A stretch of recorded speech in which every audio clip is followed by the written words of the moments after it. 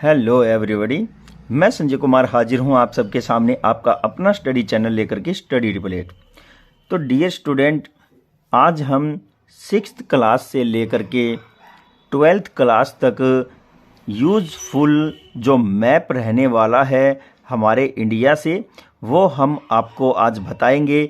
इसमें महत्वपूर्ण छोटी बड़ी सभी नदियां हैं और जो आप स्क्रीन पर भारत का मानचित्र देख रहे हैं, यह मानचित्र है आपका नॉर्थ इंडिया साइड से हम पहले दिखा रहे हैं और वेस्टर्न इंडिया साइड तथा जो ईस्टर्न इंडिया साइड है, यहाँ हम पहले अपने प्रमुख नदियों को देखने जा रहे हैं। आपको पता है, और इस मानचित्र में आपको हमारे कुछ जो पड़ोसी देश हैं उनके नाम भी आपको बताए गए हैं। आप उनको भी अच्छे से देखें। जो हमारे द्वीप हैं वो हमने यहाँ दर्शा रखे हैं, नाम लिखा हुआ है, आप उनको भी अच्छे से देख सकते हैं। और जो यूनियन टेरिटरीज़ हैं वो भी हमने इस मैप में पहले से ही दर्शा रखी हैं। तो आप लोगों को ध्यान देना है। हमारा यहाँ पर नेपाल पड़ोसी राज्य ये रहा और भूटान है वो यहाँ है। फिर इसके बाद जो तिब्बतन एरिया है वो यहाँ नेपाल से ऊपर है। फिर आप देखेंगे चाइना है और फिर इधर हमारे वेस्टर्न साइड में पाकिस्तान है और साउथ साइड में श्रीलंका है। फिर ईस्ट साइड में यहाँ म्यांमार है ना। तो ये आप लोगों को ध्यान देना है। और फिर ठीक हमारे भारत के ही अंदर जहाँ जिसकी सबसे ज़्यादा सीमा रेखा लगती है वो देश है बांग्लादेश। अब ये आप जो मैप देख रहे हैं, इसमें एक यहाँ एक लाइन जा रही है, आपने इस लाइन को देखा होगा। ये है कर्क रेखा और ये जो ट्रॉपिक ऑफ जो कैप्रिकॉर्न है, ये हमारे कितने राज्यों से होकर के जाती है और वो राज्य कौन कौन से हैं वो भी आपको पता होना चाहिए। तो देखिए, गुजरात है, फिर यहाँ पर कुछ हिस्सा राजस्थान का भी यहाँ टच होता है और मध्य प्रदेश है, फिर छत्तीसगढ़ है, झारखंड है, पश्चिम बंगाल है और त्रिपुरा है तथा मिज़ोरम है। तो ये आपको याद रखना है। तो देखिए, 1 2 3 4 5 6 7 और 8, तो इन 8 राज्यों से होकर के हमारी कर्क रेखा गुजरती है। तो ये आपको ध्यान रखना है। इसमें आप 19-20 इस लाइन को न करें, है ना, यानी कि इधर उधर ना करें। अब देखिए, जो सबसे बड़ा एरिया यहाँ दिखाई दे रहा है आपको, ये हमारा राजस्थान है। ये हमारा शेर के मुंह के जैसा जो राज्य है वो गुजरात है। ये मुकुट के जैसा जो क्षेत्र है ये लद्दाख है और यहाँ जम्मू कश्मीर है। फिर इसके बाद आप देखिए, हिमाचल प्रदेश है, यहाँ पंजाब है और ये हरियाणा है। फिर यहाँ हरियाणा ने ही दिल्ली को 3 ओर से कवर किया हुआ है। फिर यहाँ पर आपका उत्तर प्रदेश है, ये बिहार है और ये सिक्किम है। फिर नीचे यहाँ पर ये आपका पश्चिम बंगाल है। अब हम इधर आते हैं तो यहाँ आपका ये असम है और बांग्लादेश और असम के बीच में ये आपका मेघालय है और फिर सबसे ऊपर अरुणाचल प्रदेश और यहाँ पर आपका नागालैंड और फिर मणिपुर और यहाँ है मिज़ोरम और ये है आपका त्रिपुरा। अब बिहार के बाद बात करें तो ये है झारखंड। झारखंड के नीचे यहाँ पर ओडिशा है। ओडिशा के ठीक ऊपर यहाँ पर छत्तीसगढ़ है और जो हमारे भारत के बीच में बसता है वो मध्य प्रदेश है और मध्य प्रदेश के ठीक नीचे महाराष्ट्र है। तो डियर स्टूडेंट, हमने आप लोगों को भारत के ये जो राज्य हैं ये आपको बताए हैं। इन राज्यों में से जो नदियां निकलती हैं वो देखिए। तो सबसे पहला पॉइंट आपको याद रखना है और वो पॉइंट है आपका ये जो पॉइंट है, इस पॉइंट को हम क्या कहेंगे, मानसरोवर, है ना। तो ये कौन सा पॉइंट है, मानसरोवर। तो ये आपको याद रखना है। यहाँ से 3 नदियों का संबंध है। तो पहली नदी तो आप देखिए यहाँ से होते हुए कैसे जा रही है। ये नदी आपकी कौन सी है, ये नदी आपकी, बताइए, ये नदी यहाँ से लेकर के यहाँ तक, इस नदी को कहते हैं तसांगपो नदी। तसांगपो नदी या सांगपो नदी इसको कहते हैं। और फिर जब ये भारत में एंट्री करती है अरुणाचल प्रदेश से, तो देखिए डियर स्टूडेंट, यह अरुणाचल प्रदेश से असम में आती है, असम से फिर मेघालय की सीमा से होते हुए ये बांग्लादेश में आ जाती है। और यहाँ बांग्लादेश में सीमा से लगते ही और अरुणाचल प्रदेश में सीमा से लगते ही ये जो बीच में नदी है इसको ब्रह्मपुत्र नदी कहेंगे। ठीक है, यही है वो ब्रह्मपुत्र नदी। और फिर इसके बाद ये कहाँ चली जाती है? बंगाल की खाड़ी में जाने से पहले गंगा नदी की एक धारा है उससे ये मिलती है और फिर एक मेघना नदी के रूप में ये बंगाल की खाड़ी में आ मिलती है। तो देखिए डियर स्टूडेंट, अब यहाँ से हम एक और महत्वपूर्ण नदी देखेंगे और वो है यहाँ कौन सी नदी है? ये इंडस रिवर यानी कि सिंधु नदी। और ये सिंधु नदी इस तरह से ये इसमें पाकिस्तान में चली जाती है और पाकिस्तान में जाने के बाद पाकिस्तान के खैबर के रास्ते, खैबर एक जिला है और वहाँ से अरेबियन सी में चली जाती है ना।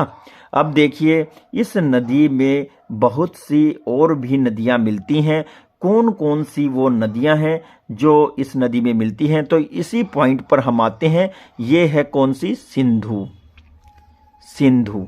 अब सिंधु के बाद हम बात करें तो वो आपकी रहने वाली है कौन सी? सतलुज नदी। और सतलुज नदी आपकी यहाँ से हिमाचल प्रदेश से भारत में एंट्री करती है। हिमाचल प्रदेश से होते हुए ये नदी कहाँ चली जाती है? पाकिस्तान में, है ना। कौन सी नदी है ये? ये है सतलुज। सतलुज याद रखना है आपको। और ये सतलुज नदी के बाद जो इसकी एक सहायक नदी है वो सहायक नदी है ब्यास। कौन सी नदी है? ब्यास नदी। तो ये आपको याद रखना है, हम भी लिख देते हैं।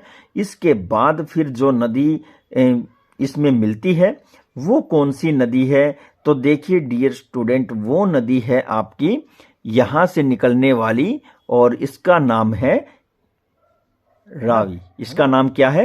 रावी। अब ये रावी नदी जो है, तो देखिए यहाँ पर ये दोनों तो सतलुज नदी यहाँ मिल जाती हैं और जो रावी नदी है इसके बाद एक नदी और निकलती है और वो निकलती है हमारे लेह लद्दाख क्षेत्र से और यहाँ से होते हुए ये नदी, इसका नाम है चिनाब नदी। क्या नाम है? चिनाब। और ये कहाँ चली गई? पाकिस्तान में। फिर इसके बाद एक नदी और है और वो है आपकी झेलम नदी। और झेलम नदी कहाँ से निकलती है? ये देखिए यहाँ आपका कौन सा स्थान है? जो श्रीनगर के ऊपर जो क्षेत्र है यहाँ से ये नदी कहाँ जाती है? झेलम नदी है श्रीनगर से होते हुए और ये किस में चली गई? अब ये ज्वाइंट होकर के सतलुज नदी के साथ है। ठीक है, ये झेलम है और ये आपकी है चिनाब और ये आपकी रावी। ठीक है, इन पांचों नदियों की एक मिश्रित धारा पाकिस्तान में जाकर के किस में मिल जाती है? सिंधु नदी में। इस तरह से हमारी ये नदियाँ आपने देखी हैं। अब हम जानेंगे हमारी जो गंगा और यमुना नदी है वो कहाँ से निकलती है और कैसे कहाँ पर चली जाती हैं। तो देखिए सबसे पहले तो डियर स्टूडेंट आप यहाँ पर एक ग्लेशियर देखेंगे और वो ग्लेशियर है गंगोत्री ग्लेशियर और यह किस तरह से ऐसे बहते हुए यूपी में चली जाती है और यूपी में जाने के बाद फिर ये नदी कहाँ जाती है आपको पता ही होना चाहिए और ये इस तरह से बिहार में एंट्री कर जाती है ना। और ये बिहार में एंट्री करते समय फिर ये पश्चिम बंगाल के रास्ते इसकी धाराएं दो हिस्सों में बट जाती हैं। दो हिस्सों में बटने के बाद एक तो आप देखते हैं बांग्लादेश में चली जाती है और दूसरी धारा कोलकाता में आ जाती है। तो यहाँ ये गंगा नदी है, इसकी सबसे बड़ी सहायक नदी यहाँ से यमुनोत्री नामक ग्लेशियर से निकलती है और ये नदी ठीक हरियाणा और यूपी के बॉर्डर से होते हुए दिल्ली के अंदर से होते हुए यह कहाँ निकल जाती है? ये यूपी में भी बहते हुए फिर संगम नामक स्थान में जाकर के कहाँ मिल जाती है? गंगा नदी में। तो ये थी गंगा नदी की सबसे बड़ी सहायक नदी और ये है आपकी गंगा। ठीक है, यहाँ हम जी लिख देते हैं और यहाँ हम वाई लिख देते हैं। तो ये आपको ध्यान रखना है। फिर इसके बाद जो इनकी सहायक नदियाँ हैं वो हम देखेंगे। तो सबसे पहले अगर कोई नदी हम देखते हैं गंगा नदी की, तो वो आपकी रहने वाली है ठीक नेपाल के नीचे से और यहाँ से। और ये जो नदी है ये है गोमती नदी। क्या नदी है? गोमती नदी। ये गोमती नदी गंगा नदी की सहायक नदी है।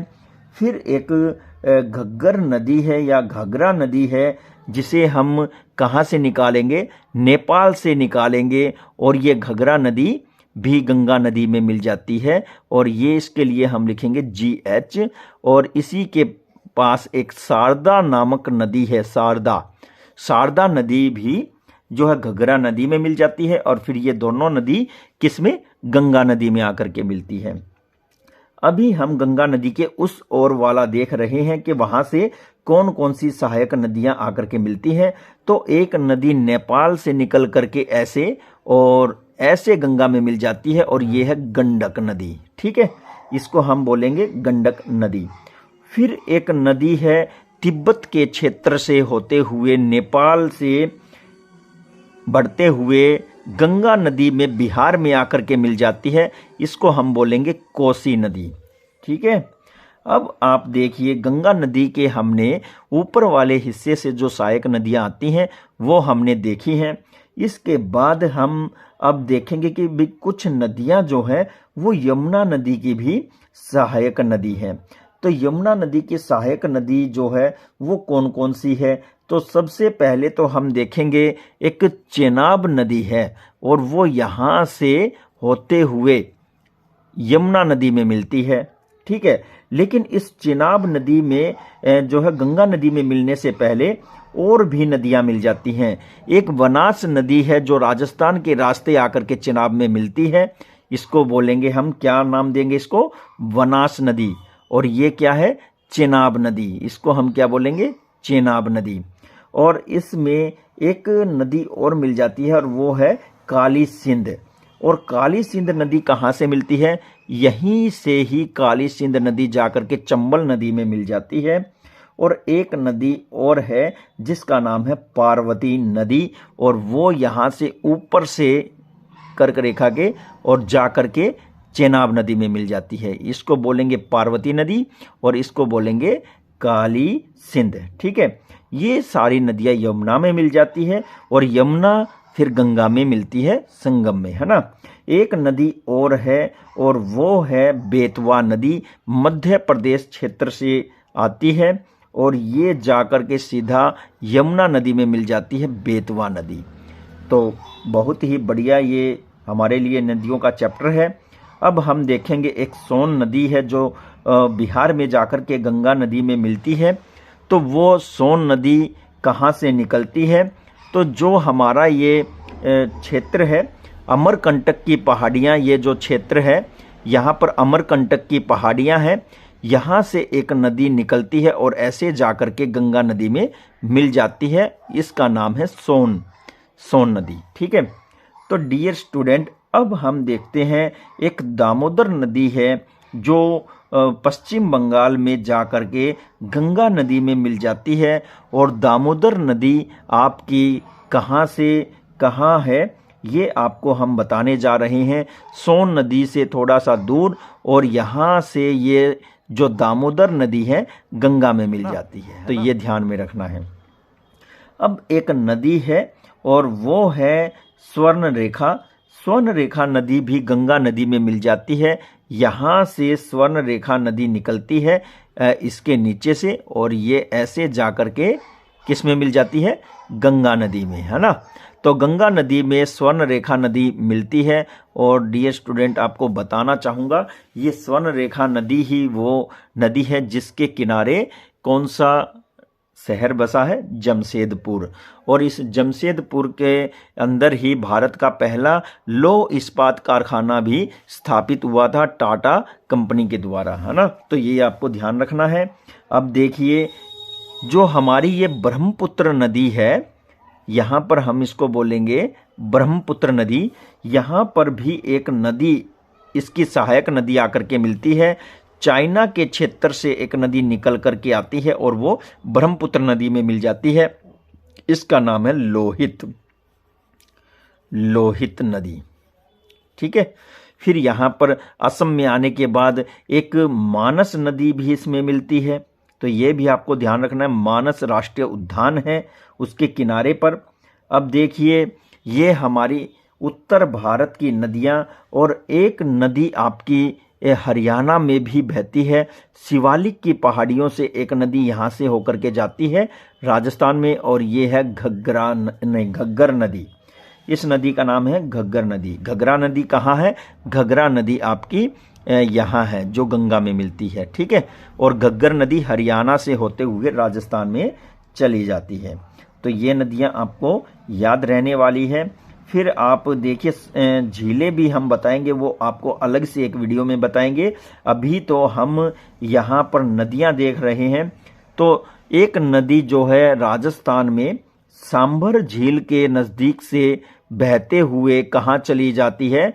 और ये चली जाती है कहाँ?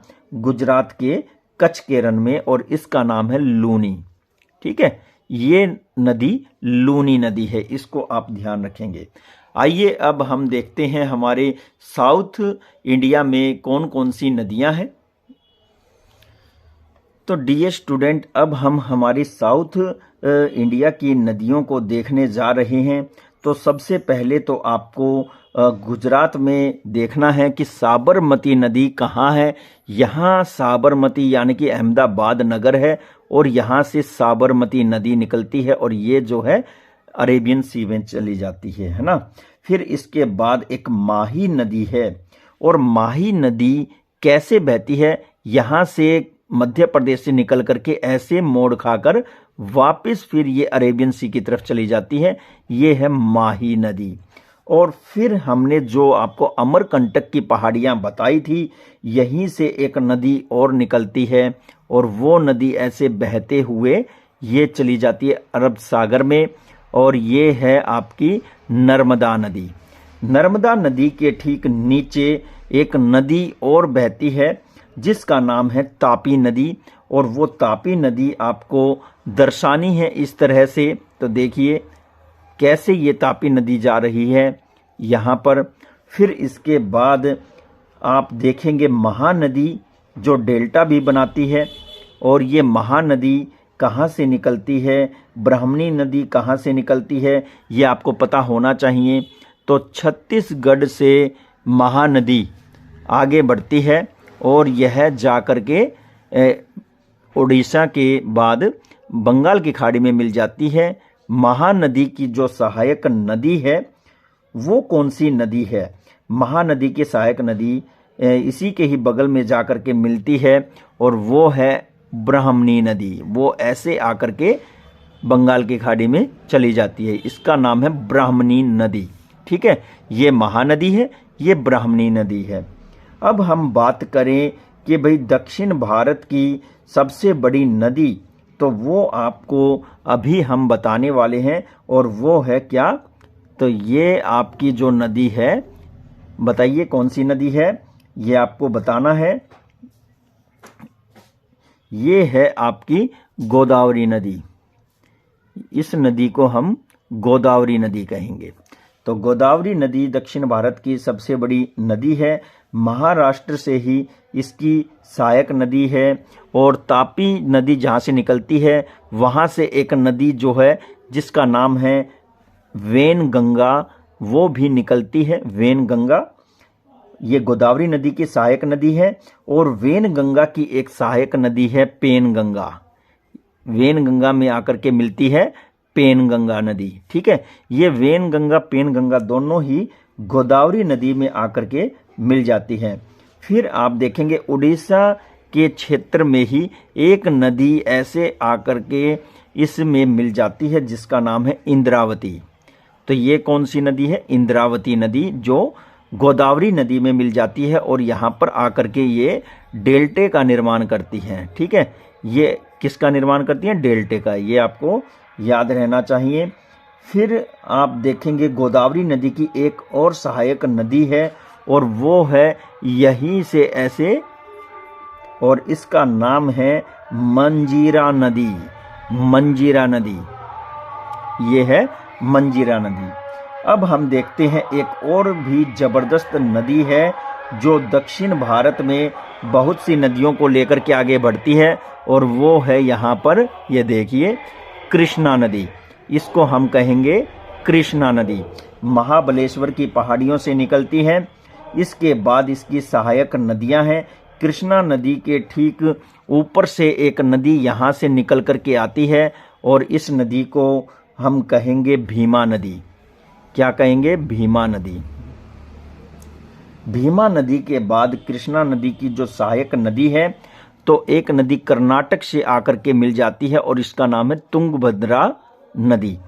तुंगभद्रा नदी के बाद फिर कर्नाटक से ही एक नदी और निकल कर के आती है, हंगरी नदी है, वो भी कृष्णा नदी की सहायक नदी है।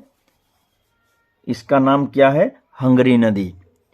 ये आपको याद रखना है। फिर इसके बाद हम देखेंगे कौन सी नदी आगे बढ़ती है और जो बंगाल की खाड़ी में मिल जाती है, वो है पेनूर नदी। और ये पेनूर नदी कर्नाटक के ही क्षेत्र से निकल करके बंगाल की खाड़ी में चली जाती है, पेनूर। फिर इसके बाद एक कावेरी नदी है, और ये कावेरी नदी कहाँ से निकलती है? ये भी जो कर्नाटक का राज्य हमारा मौजूद है, यहाँ से होते हुए किस में चली जाती है? बंगाल की खाड़ी में। इसकी 3 धाराएं बंगाल की खाड़ी में जाकर के मिल जाती हैं। और इस कावेरी नदी के अंदर हमारे भारत का सबसे पहला जो बांध था वो बनाया गया था। तो ये भी आपको ध्यान रखना है। यहीं से ही पाक जल संधि शुरू होती है। श्रीलंका में एंट्री करने से पहले पाक जल संधि आती है यहाँ पर। और फिर एक इसी क्षेत्र में एक नदी है, वेंगई नदी, जो तमिलनाडु में ही निकलती है और श्रीलंका के तरफ बहते हुए ये बे ऑफ बंगाल में जाकर के मिल जाती है। इसका नाम है वेंगई नदी। तो डियर स्टूडेंट, ये हमारी प्रमुख नदियां हैं। और यहाँ पर आपको बता दें, मन्नार की खाड़ी है, इस क्षेत्र को मन्नार की खाड़ी कहेंगे और इस क्षेत्र को पाक जल संधि कहेंगे। ये आपको याद रखना है, बड़ा ही महत्वपूर्ण क्वेश्चन रहने वाला है। आप लोगों के लिए भारतीय नदियों का ये एक संपूर्ण मैप हमने प्रोवाइड करवाया है। बहुत ही अच्छे से आप लोगों को इस वीडियो को 2-3 बार देखें, फिर एक ब्लैंक मैप लेकर के आपको अभ्यास करना है। एक एक करके सभी नदियों को, उनकी सहायक नदियों को आप भरेंगे और फिर उसको मिलाकर के देखना है। तब कहीं जाकर के आपका अभ्यास आपको बहुत अच्छे नंबर प्राप्त करने में मदद करेगा। अभी आप लोगों के फाइनल एग्ज़ाम बहुत ही नज़दीक हैं, तो आप कल पर किसी कार्य को न छोड़ें और जल्दी से जल्दी ब्लैंक मैप लेकर के बैठें, जिसमें आपको ये नदियां दर्शानी हैं। फिर भी कहीं आपको कोई प्रॉब्लम है, कोई क्वेश्चन है, तो आप कमेंट बॉक्स में अवश्य हमें लिख भेजें और जल्द से जल्द हम आपकी उस क्वेश्चन को सॉल्व करने का प्रयत्न करेंगे। तो आगे हम भारत की और भी महत्वपूर्ण आकृतियां हैं, पहाड़ हैं, फिर हम अलग अलग क्षेत्रों में जो खनिज भंडार हैं वो पाए जाते हैं वो बताएंगे। फिर आपको हम डैम बताएंगे। फिर उसके बाद हम भारत में प्रमुख इंटरनेशनल और जो डोमेस्टिक एयरपोर्ट्स हैं वो बताएंगे। इसके साथ साथ हम आपको डेल्टा और जो प्लेटू यानी कि पठार हैं वो भी बताएंगे। फिर आपको जलवायु प्रदेश बताएंगे, भारत में कौन कौन से जलवायु प्रदेश बनते हैं। फिर हम आपको ये भी बताएंगे कि भारत के इन सभी क्षेत्रों की क्या क्या विशेषताएं हैं, कौन सी कृषि किस क्षेत्र में की जाती है, या फिर कौन सी मिट्टी किस क्षेत्र में पाई जाती है, और प्रत्येक का विस्तार से वर्णन करते हुए हम अपने इस मैप के अध्ययन को कंप्लीट करेंगे। और एग्जाम को देखते हुए और काफी समय से हमने अपने भारत से संदर्भित कुछ भी मैप प्रोवाइड नहीं करवाया है। हमने लगभग 4 महीने पहले कुछ मैप करवाए हैं, लेकिन अब हम आप लोगों के लिए एक लेकर के आए हैं मैप के माध्यम से एक बहुत ही बढ़िया वीडियो। आप लोगों को काफी कुछ सीखने को मिलेगा। तो ये आप लोगों के सामने भारत का राजनीतिक मैप है माय डियर स्टूडेंट। बड़े ही ध्यान से एकाग्र होकर के एक एक बात को आप समझें, सीखें, और ये आपके एग्जाम में आपको मदद करने वाली है। आप स्टडी अध्ययन का जो तरीका है उसको 2 तरह से कर सकते हैं, एक तो शाब्दिक और एक चित्रात्मक। जब आपके दिमाग में शाब्दिक नहीं घुस रहा है या शाब्दिक जो अध्ययन है वो नहीं जा पा रहा है, तो आप उसको चित्रात्मक रूप से भी अध्ययन करें। तो सबसे पहले हम देखेंगे हमारा देश और इसकी राजधानियां वो कौन कौन सी हैं। तो देखिए यहाँ पर सबसे पहले भारत का मुकुट कहा जाता है और ये लद्दाख है, लेह लद्दाख है ना। ये कौन सा है? लेह लद्दाख। तो ये आपको याद होना चाहिए। लद्दाख इसके क्षेत्र जो है बहुत ही ज्यादा स्कैरसिटी वाला क्षेत्र है, यहाँ पर बहुत कम वर्षा प्राप्त होती है। तो लेह लद्दाख आपका एक राज्य यहाँ हो जाता है ना। फिर इसके बाद है जम्मू एंड कश्मीर है, जम्मू एंड कश्मीर है, और यहाँ पर देखिए लेह है, ठीक है।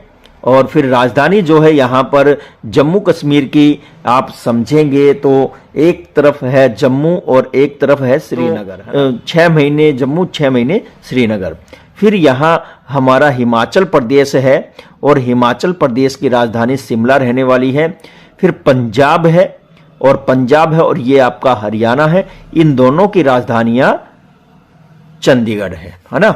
पंजाब और हरियाणा की राजधानी का नाम चंडीगढ़ है। तो माय डियर स्टूडेंट बहुत ही अच्छे से आप लोगों को पढ़ना है, और ये वीडियो 2 से 3 बार पहले तो देखिए, और देखने के बाद ही फिर आपको एक ब्लैंक मैप लेना है और फिर इस मैप को बगैर देखे फील करने का प्रयास करना है। जितने सही आपके होते हैं वो आप लाइफ टाइम कभी नहीं भूलेंगे, और जितने गलत होते हैं उन पर 2 मिनट के लिए, 1 मिनट के लिए रुकिए, सोचिए कहाँ गलती हुई, कैसे गलती हुई, जो आपने भरा है वो किस राज्य की राजधानी है या वो राज्य कहाँ है। ऐसे आप मंथन करेंगे तो आपको गलत होने वाले दोनों राज्य ही सही हो जाएंगे और आपके दिमाग में सेट हो जाएंगे, है ना। इसके बाद हम उत्तराखंड की बात करें तो ये आपका उत्तराखंड है और इसकी राजधानी देहरादून है। फिर हम देखेंगे यूपी, हमारा उत्तर प्रदेश, तो इसकी राजधानी लखनऊ है। और फिर इसके बाद हम देखेंगे बिहार, यहाँ पर बिहार राज्य है और इसकी राजधानी पटना है। और फिर हम देखेंगे यहाँ पर सिक्किम, और सिक्किम की राजधानी है गंगटोक। और फिर हम आते हैं असम, ये हमारा असम राज्य है और यहाँ पर दिसपुर इसकी राजधानी है ना। और फिर ये जो यहाँ डार्क आप देख रहे हैं ये है आपका मेघालय। मेघालय ये वो स्थान है जो संसार में सबसे ज्यादा वर्षा प्राप्त करने वाले स्थानों में से एक है। भारत का सबसे ज्यादा वर्षा प्राप्त करने वाला स्थान यही है, एशिया का सबसे ज्यादा वर्षा प्राप्त करने वाला स्थान यही है, विश्व का सबसे ज्यादा वर्षा प्राप्त करने वाले स्थान में से यही है ना। फिर इसके बाद यहां मेघालय है, तो मेघालय की राजधानी का नाम क्या है? मेघालय की राजधानी का नाम क्या है भाई, कौन बताएगा? मेघालय की राजधानी का नाम है शिलोंग, है ना। क्या है नाम? शिलोंग। फिर हम चलते हैं अरुणाचल प्रदेश, और अरुणाचल प्रदेश की राजधानी का नाम है ईटानगर। और फिर आता है यहाँ पर नागालैंड, नागालैंड की राजधानी का नाम है कोहिमा। और मणिपुर, मणिपुर की राजधानी का नाम है इम्फाल। और मिजोरम की राजधानी का नाम है आइजोल। और त्रिपुरा की राजधानी है ये, और त्रिपुरा की राजधानी का नाम है अगरतला, है ना। तो डियर स्टूडेंट देखिए, इनको 7 सिस्टर्स भी कहते हैं। कैसे? 1 त्रिपुरा, 2 मिजोरम, 3 मणिपुर, 4 नागालैंड, 5 अरुणाचल प्रदेश, 6 असम और 7 मेघालय। ये जो 7 सिस्टर्स हैं, ये किसी भी एग्जामर जो एग्जाम सेट करता है, जो पेपर सेट करता है, उसकी पहली प्रेफरेंस होती है और वो यहीं से ज़्यादा क्वेश्चन पूछने का प्रयास करता है। फिर इसके बाद हम देखेंगे यहाँ पर वेस्ट बंगाल है। वेस्ट बंगाल की राजधानी यहाँ कोलकाता है। और फिर यहाँ झारखंड है और झारखंड की राजधानी जो है वो रांची है। और यहाँ पर हमारा उड़ीसा है, उड़ीसा की राजधानी भुवनेश्वर है, ठीक है। और यहाँ हमारा छत्तीसगढ़ है और छत्तीसगढ़ की राजधानी क्या है, रायपुर। तो डियर स्टूडेंट, बहुत ही बढ़िया आपका ये वीडियो रहने वाला है। इसके बाद हम नीचे की तरफ आते हैं तो वो ये है आंध्र प्रदेश और इसकी राजधानी क्या है, आंध्र प्रदेश की राजधानी क्या है बताइए, अमरावती। तो क्या है, तो डियर स्टूडेंट, आंध्र प्रदेश की राजधानी का नाम है अमरावती, है ना।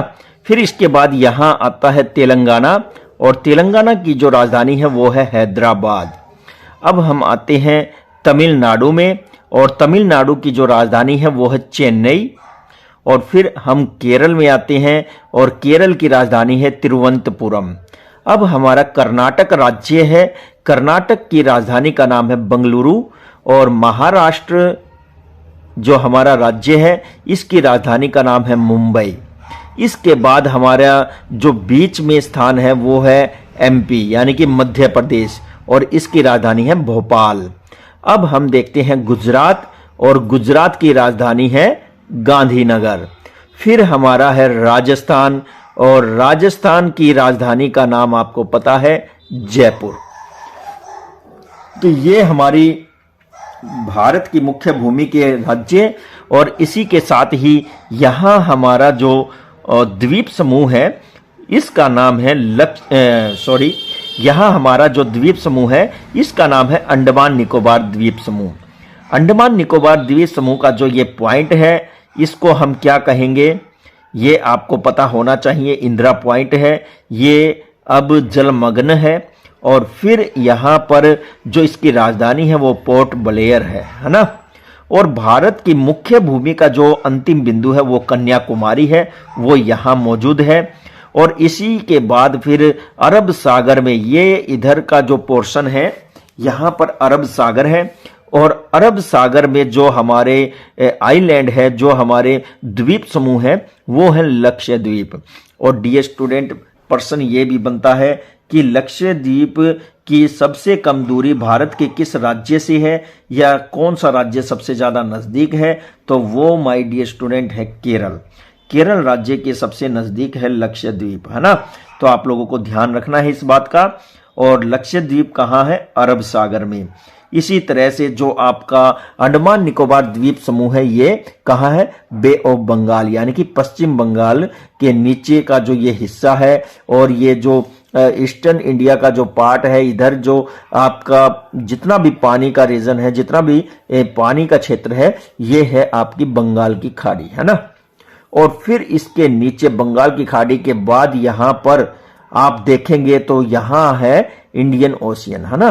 तो इंडियन सी है यहां पर, तो आप ये ध्यान रखें, हिंद महासागर जिसे कहते हैं। अब हम देखते हैं हमारे कुछ पड़ोसी क्षेत्र। आप लोगों को यूनियन टेरिटरी का भी इंतजार होगा, पंडिचेरी है यहाँ पर। फिर इसके बाद आप क्या देखेंगे, भुवनेश्वर है यहाँ पर। भुवनेश्वर के बाद आपको क्या मिलने जा रहा है, और यहाँ पर आपका जो है चंडीगढ़ है ना, चंडीगढ़ है। फिर अंडमान निकोबार द्वीप समूह है और लक्षद्वीप है। फिर यहाँ पर आपका जो है लेह लद्दाख वाला क्षेत्र है, ये आपको पता होना चाहिए, जो आपकी यूनियन टेरिटरी है ना। अब हम क्या देखेंगे, एक दिल्ली है जो हमारा सबसे महत्वपूर्ण यूनियन टेरिटरी है, वो आपको पता होना चाहिए।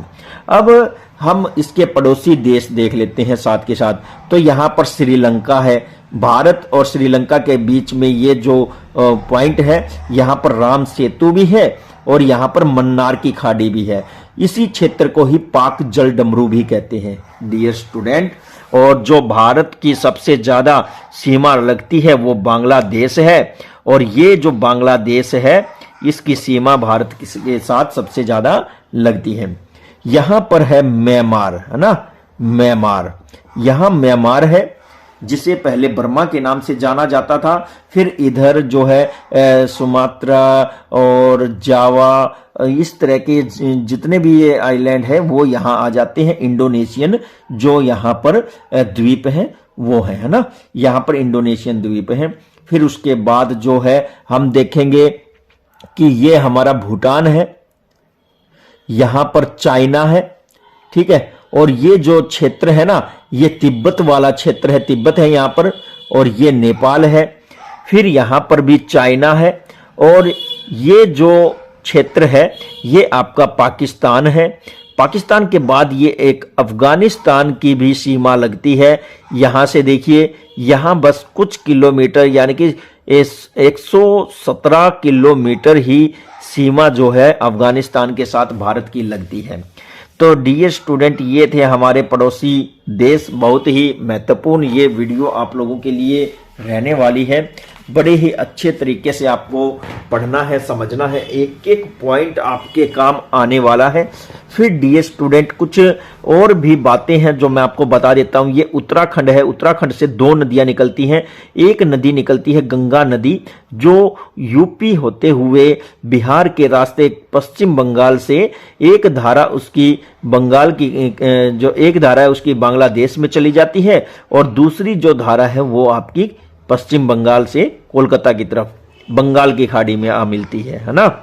फिर इसी के पास से ही उत्तराखंड में एक और नदी निकलती है जिसका नाम है यमुना नदी, और यह संगम नामक स्थान यूपी में आकर के गंगा नदी में मिल जाती है ना। और इन्हीं के साथ ही बहुत सी नदियां हैं, गोमती नदी है, गंडक नदी है, घग्गरा नदी है, कोसी नदी है। ये नदियां इसमें आकर के इसकी सहायक नदी हैं, जैसे एक सोन नदी है, दामोदर नदी है, ये सब इसी नदी में मिल जाती है ना। फिर इसके बाद देखिए, यहां जो पॉइंट है मानसरोवर, मानसरोवर से यहां से आपकी ब्रह्मपुत्र नदी जो कि सांगपो के नाम से जानी जाती है चाइना तिब्बत क्षेत्र में, और जब ये अरुणाचल से भारत में एंट्री करती है तो इसको ब्रह्मपुत्र के नाम से जाना जाता है। और यहां पर ये नदी जब बांग्लादेश में आ जाती है तो इसको क्या कहेंगे, जमुना कहेंगे। गंगा नदी जो बांग्लादेश में आती है इसको यहां पर पद्मा कहेंगे, और जब ये दोनों मिलकर एक धारा के रूप में नीचे बंगाल की खाड़ी में मिलती हैं तो इसको मेघना कहेंगे। तो ये आपको ध्यान रखना है। यहीं से ही एक नदी जो है कौन सी निकलती है, सिंधु नदी निकलती है, और ये पाकिस्तान में चली जाती है। पाकिस्तान से खैबर होते हुए, पाकिस्तान का जिला है एक खैबर, खैबर से होते हुए ये अरब सागर में मिल जाती है। इसी में ही पंचनद नदियां भी मिलती हैं। पंच नदी जो नदियां हैं वो कौन सी हैं, सतलुज है, चेनाब है, झेलम है, व्यास है और रावी है ना। सतलुज, चेनाब, झेलम, व्यास, रावी। जो झेलम है वो आपकी जम्मू कश्मीर में है, इन पांचों नदियों में सबसे ऊपर, और जो सतलुज है वो आपकी कहां से निकलती है, पंजाब से होते हुए, और ये पांचों नदियों में सबसे नीचे। फिर इसके बाद व्यास, रावी और चिनाब आती है ना। फिर इसके बाद आप देखेंगे एक लूनी नदी है वो राजस्थान से है, और फिर एक माही नदी भी है, ये भी अरब सागर में मिलती है। यहां से अमरकंटक से एक नर्मदा नदी निकलती है, वो भी अरब सागर में मिलती है। और अमरकंटक के बाद फिर एक सतपुड़ा पर्वत आता है, उसके बाद नीचे की तरफ एक तापी नदी निकलती है, वो भी अरब सागर में मिल जाती है। और यहां आपका जो है साबरमती नदी बहती है। फिर इसके बाद हम देखते हैं एक मानस नदी है जो असम में बहती है, और मानस रिजर्व बना हुआ है उसके किनारे पर मानस राष्ट्रीय उद्यान। और फिर यहां पर महानदी है जो आपकी ओडिशा में बहने वाली नदी है। इसके बाद आपकी गोदावरी नदी है जो कि महाराष्ट्र से निकलती है, और वो भी कहां से, महाराष्ट्र के त्र्यंबकेश्वर जिले के नासिक जिले के त्र्यंबकेश्वर की पहाड़ियों से ये नदी निकलती है, और ये आंध्र प्रदेश के रास्ते बंगाल की खाड़ी में जा मिलती है। फिर इसके बाद आपकी महाबलेश्वर पहाड़ियां जो महाराष्ट्र में है, यहां से कृष्णा नदी निकलती है, और यह भी आंध्र प्रदेश के रास्ते कहां चली जाती है, कर्नाटक होते हुए आंध्र प्रदेश से ये भी बंगाल की खाड़ी में चली जाती है। फिर इसके बाद आपकी कावेरी नदी है, एक कावेरी नदी भी तमिलनाडु के रास्ते होते हुए बंगाल की खाड़ी में जा मिलती है। बहुत ही महत्वपूर्ण ये नदियां हैं डियर स्टूडेंट, इनको अच्छे से देखना है, समझना है, पढ़ना है और एक ब्लैंक मैप में आप इनको जरूर से जरूर करने का प्रयास करें। फिर यहाँ पर देखिए सबसे ज्यादा यानी कि 350 सेंटीमीटर वर्षा प्राप्त वाला स्थान है ये। इसी के साथ एक स्थान यहाँ भी है जो कि सर्दियों के समय में बहुत ज्यादा वर्षा होती है। और फिर इसी तरह से एक केरल का जो ये हमारा वेस्टर्न घाट है, यहाँ पर भी बहुत ही ज्यादा मात्रा में वर्षा प्राप्त होती है ना। फिर सबसे कम वर्षा वाला स्थान ये है जो 50 सेंटीमीटर से कम है, और जो थार मरुस्थल का जो क्षेत्र है यहाँ पर भी 50 सेंटीमीटर से कम वर्षा होती है। फिर हम देखते हैं लगभग 100 सेंटीमीटर यानी कि 70 से 50 से ऊपर वाले 50 से 100 सेंटीमीटर वर्षा वाले स्थान है, वो आपके कहां से कहां तक होंगे, तो वो आपके दक्षिणी हरियाणा से लेकर के और पूर्वी राजस्थान, मध्य प्रदेश से होते हुए उत्तर प्रदेश का काफी हिस्सा, और यहां पर आपको दर्शाना है 100 सेंटीमीटर वर्षा वाले स्थान। अब आप 100 से 200 सेंटीमीटर वर्षा वाले स्थान देखेंगे तो वो आपका ये सारा जो भारत है, यहाँ मुंबई आ जाएगा, इधर से मुंबई, और फिर ये जो हिस्सा बच जाता है ये सारा 200 सेंटीमीटर वर्षा वाला स्थान है। और बिहार में काफी तबाही मचाती है कोसी नदी, ये भी आपको ध्यान रखना है, और पश्चिम बंगाल में दामोदर नदी, ये भी ध्यान रखना है ना। और 200 से ज्यादा वर्षा वाला जो स्थान है वो आपका असम है, और यहाँ पर ये जो नीचे के राज्य हैं यहाँ पर है, और यहाँ आपको हमने पहले ही करवा दिया था। तो डियर स्टूडेंट ये भी आपको याद होना चाहिए। फिर हम देखते हैं खाड़ियाँ, तो यहाँ पर हमारी बंगाल की खाड़ी रहने वाली है। फिर मन्नार की खाड़ी मैंने आपको बताई। एक खाड़ी यहाँ है जो आपकी कच्छ की खाड़ी, नहीं सॉरी, यहाँ पर आपकी खंबात की खाड़ी है। और फिर यहाँ पर जो शेर का मुंह बना हुआ है, इसके अंदर जो खाड़ी है ये है आपकी कच्छ की खाड़ी, है ना। और कच्छ की खाड़ी के बाद फिर हमारे जो मेन बातें हैं वो कौन सी रहने वाली हैं, तो देखिए कुछ क्या बोलते हैं हमारे कंजर्वेशन राष्ट्रीय उद्यान। तो हम बात करें दची ग्राम है यहाँ, दची ग्राम के बाद फिर हम बात करें जो कार्बेट पार्क है, नेशनल कार्बेट पार्क है, जिसे हम हेली पार्क भी कहते हैं, तो वो कहाँ है, वो यही है उत्तराखंड में। और जो हमारा सुल्तानपुर है वो यहाँ है गुरुग्राम में, और कालेसर है वो यहाँ है यमुनानगर में। और इसी के ही साथ फिर बांधवगढ़ है, और केवला देव है, किसली है, ये बहुत सारे राष्ट्रीय उद्यान हैं हमारे देश में, तो ये आपको ध्यान रखना है। और फिर यहाँ पर सिंपली पाल है, तो ये भी उड़ीसा में आपको देखना है। इसी तरह से यहाँ आपको मानस राष्ट्रीय उद्यान बताया था हमने। और फिर यहाँ पर एक सिंग वाला जो गैंडा है वो भी पाया जाता है असम में। और जो पेरियार बांध है, पेरियार कंजर्वेशन राष्ट्रीय उद्यान जिसे कहते हैं, वो आपका केरल में है, ये आपको ध्यान रखना है। बहुत से शिवाजी नेशनल पार्क है, ये आपका महाराष्ट्र में है, और ये भी बहुत ही महत्वपूर्ण क्वेश्चन रहने वाला है। तो डियर स्टूडेंट एक नदी और है रिहंद नदी, जो कि यहाँ पर है, और ये भी गंगा नदी की सहायक नदी है रिहंद नदी।